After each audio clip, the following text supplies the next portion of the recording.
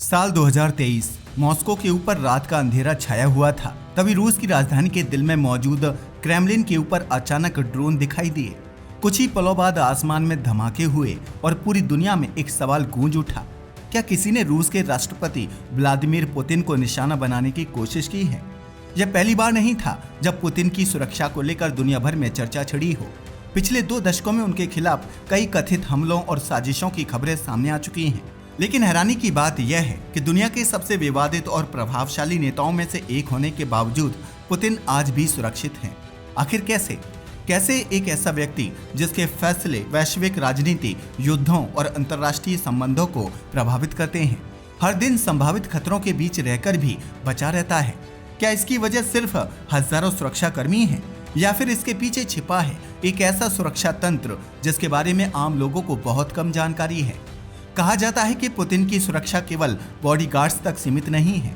इसमें गुप्त रूट, विशेष ट्रेनें, सुरक्षित बंकर, अत्याधुनिक तकनीक और ऐसी रणनीतियां शामिल हैं जो किसी जासूसी थ्रिलर फिल्म की कहानी जैसी लगती हैं।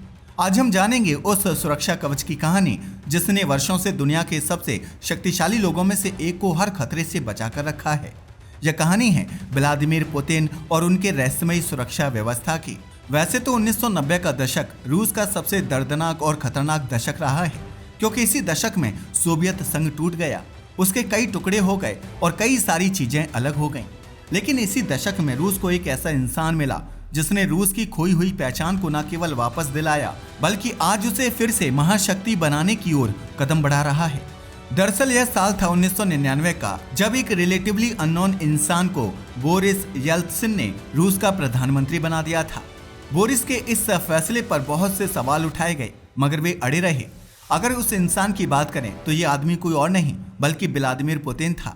उन्हें पीएम बनाने के कुछ महीनों में येल्त्सिन ने इस्तीफा दे दिया और पुतिन प्रधानमंत्री से सीधे राष्ट्रपति बन गए।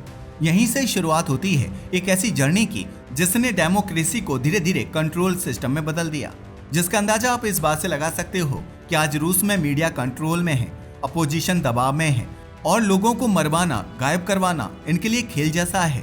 जिसका अंदाजा आप इस बात से लगा सकते हो कि जिस रूस में कोई भी व्यक्ति केवल 2 बार ही राष्ट्रपति बन सकता है, इन्होंने खुद को लगभग परमानेंट राष्ट्रपति बना लिया है, जिससे आज धीरे धीरे रूस एक मैनेज्ड डेमोक्रेसी बन चुका है।